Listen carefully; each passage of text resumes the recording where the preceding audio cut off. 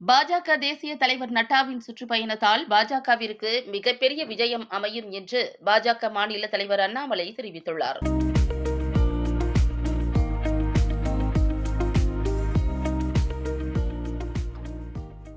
Kovai town hall பகுதியில் car வெடிப்பு சம்பவம் நிகழ்ந்த இடத்திற்கு அருகில் உள்ள கோட்டையீஸ்வரன் கோவிலில் பாஜக மத்திய இணை அமைச்சர் எல் முருகன், பாஜக தேசிய மகளிர் அணி தலைவர் வானதி சீனிவாசன், பாஜக மாநில தலைவர் அண்ணாமலை, எச் ராஜா, நயினார் நாகேந்திரன் உள்ளிட்ட முக்கிய நிர்வாகிகள் தரிசனம் செய்தனர்.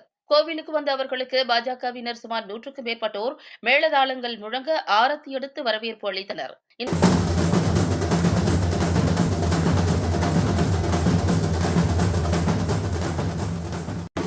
நிகழ்வில் பாஜக தேசிய தலைவர் ஜே.பி. நட்டா கலந்து கொள்வதாக தெரிவிக்கப்பட்ட நிலையில் அவர் வருவதற்கு காலதாமதமானதால் அவர் பங்கேற்க இயலவில்லை என்பது குறிப்பிடத்தக்கது. பின்னர் செய்தியாளர்களை சந்தித்தபோது பேசிய பாஜக மாநில தலைவர் அண்ணாமலை, பாஜக தேசிய தலைவர் நாடு முழுவதும் சுற்றுப்பயணத்தை மேற்கொள்ளவுள்ள நிலையில் இந்த பயணத்தை கோவை, நீலகிரியில் இருந்து துவங்க உள்ளார் என்றார். முன்னதாக மத்திய இணை அமைச்சர் எல் முருகன், கோவை தெற்கு தொகுதி சட்டமன்ற உறுப்பினர் வானதி சீனிவாசன் ஆகியோர் கோணியம்மன் கோவிலில் சுவாமி தரிசனம் செய்தனர். இதன் காரணமாக கோட்டை ஈஸ்வரன் கோவில் மற்றும் கோணியம்மன் கோவில் பகுதியில் 100க்கும் மேற்பட்ட போலீசார் பாதுகாப்பு பணியில் ஈடுபட்டிருந்தனர். மேலும் அப்பகுதியில் முன்னெச்சரிக்கை நடவடிக்கையாக அங்கு இயங்கி வரும் 50க்கும் மேற்பட்ட புத்தக கடைகள், துணி கடைகள் அடைக்கப்பட்டன.